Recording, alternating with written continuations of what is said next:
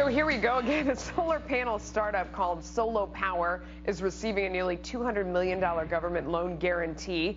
That's from you and me, by the way. Believe it or not, the money comes from the same Energy Department program that backed the now bankrupt Solyndra. What guarantee do taxpayers have that Solo Power won't be a Solyndra sequel? Joining me now is Marc Morano from ClimateDepot.com.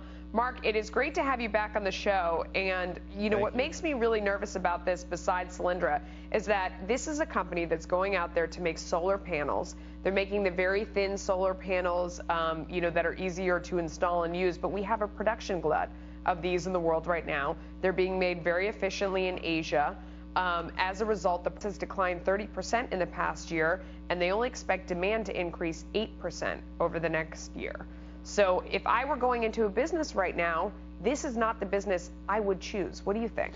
No, it's true. In fact, you look over the last 3 years, it's 75% drop in the cost of solar panels.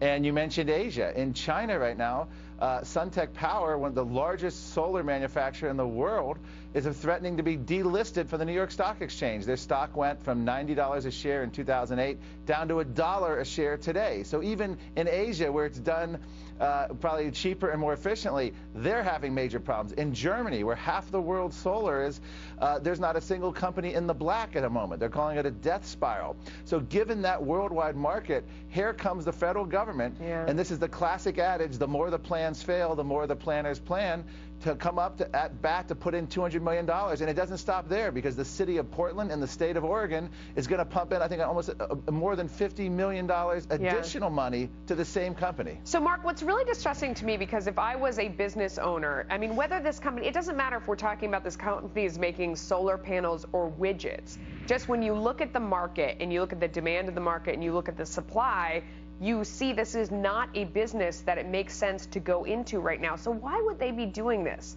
I mean, did they feel like the government subsidy, is going to make it profitable for them? Why are they going into this business? Well, the reason they went into it, now keep in mind, President Obama has a science advisor named John Holdren who said one of the hazards of a free society was cheap energy. Secretary Chu has been instrumental in Solyndra and getting the solar company money. What their goal was, and President Obama stated, was to make electricity rates skyrocket.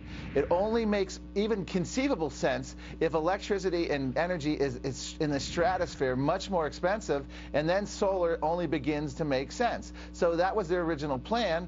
That didn't come through because Congress failed to pass a climate bill, which would have helped, although President Obama is doing everything he can to make energy more difficult when it comes to coal in the United States and other forms of drilling and things like that. So what's happened is it's an ideology that's driving this policy. They want renewable energy. It's based on fear of man-made global warming. They're trying to say we need to get off carbon-based energy. We need to do it fast. This is their ideology, and that's why they're doing stuff that makes no sense. The federal government, as a venture capitalist, makes no sense. Well, as a venture capitalist, their record is not great. They have 4 companies have gotten money so far. 2 of them are Solyndra and Abound Solar, which have both gone bankrupt. The other 2 are this Solar Power that we're talking about right now that's getting another loan and is, there you go, $187 million, is in business, but is heading down this path that I don't see how it can possibly be successful. And the other one is this 1366 Technologies. What do you know about that one? They apparently are lined up for a $150 million loan from you and me. Yes, and that'll be interesting to watch them. But here's what we found. In every single instance of all this we're looking at, when the federal spigot turns off, the companies go belly up. A few years ago, all we heard about was how green jobs were going, and renewable energy sector is booming, because the federal government had pumped in $40 billion in a few short years. You can create the illusion of prosperity. The second that money is pulled, and the same thing's happening in China, same thing's happening in Europe, once the money is pulled, the jobs go belly up, the company. The 50% bankruptcy rate is astounding, given that the money started just flowing a few years ago. I mean, these are companies that cannot make it. And again, we're producing barely over 1/10% of energy in the United States.